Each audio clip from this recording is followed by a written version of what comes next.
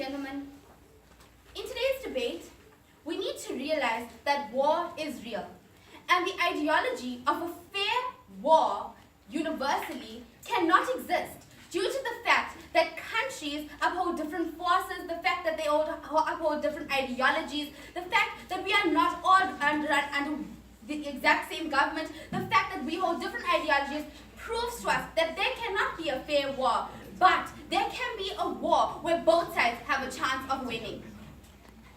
In my rebuttal, I will be looking at two issues, the first being the nature of war and its soldiers, and the second being the role of government. Now, one thing that needs to be clarified before I continue with my rebuttal speech is that why do we value fairness in today's debate?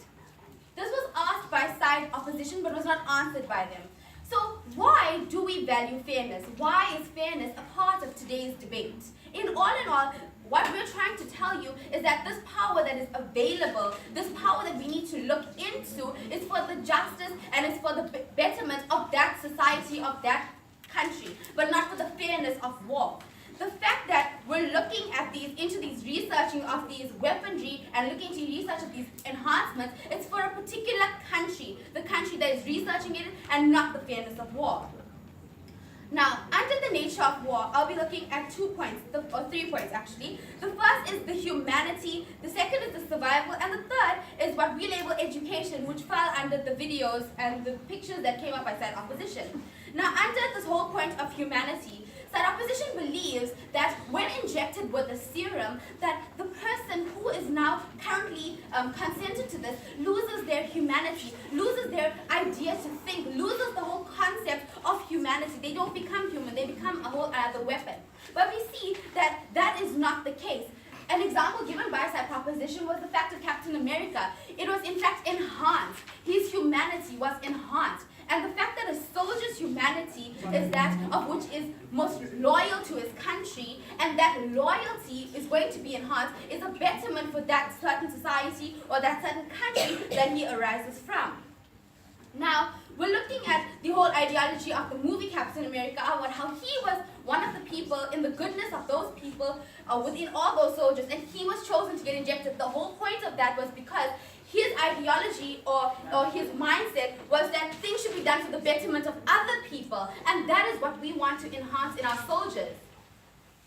Under the second point of how war is going to be unfair and survival that came up by side opposition, we're looking at it with 4 replies, okay? Firstly, we need to look at the fact that war is currently unfair. That is the status quo. A country is definitely going to have better military forces than another country. That's inevitable. The fact that war and military comes about when one country tries to better another country by building up its military resources. We can't put a limitation to those military resources that are being made up. So therefore, this ideology of a fair war cannot be achieved under any model because there is no such thing as a fair war. Second thing is the fact that we're trying to get more people off the battlefield, more people to be saved. Because if we have an amount of estimated 200 soldiers within a certain vicinity, and out of those 200 people, 180 of them die. The fact that that is a loss to the country. But if we have a super soldier in place of those 200, we can have one with accuracy, humanity, and within that vicinity, for those 200 people, we have one man fighting for his country. It saves that country's citizens and therefore can be put to better use. That is what we want to achieve in today's debate. We also need to look at the fact that by this ideology that we're going to be unleashing this unrealable weapon is not going to come about today. Now, as side proposition has already told you, when our justice system can control this, when we have a control for these super soldiers, when we have a way to facilitate these super soldiers, only then will they be released into the battlefield. That is what we want. We want a way for these super soldiers to help. But in the likely case that something is to happen on the battlefield for them to step out of line, there needs to be a way for them to be held accountable, and that I will be dealing with further later on. This last issue, which is the fact of the video footage in education, that there's somehow when raising awareness among society, it's going to do far greater than by allowing the country to develop its military status. Now, two replies under that. The first thing is that awareness, yes, is a type of education, and that our country needs to have. But how does it stop? How does it allow you to win a war?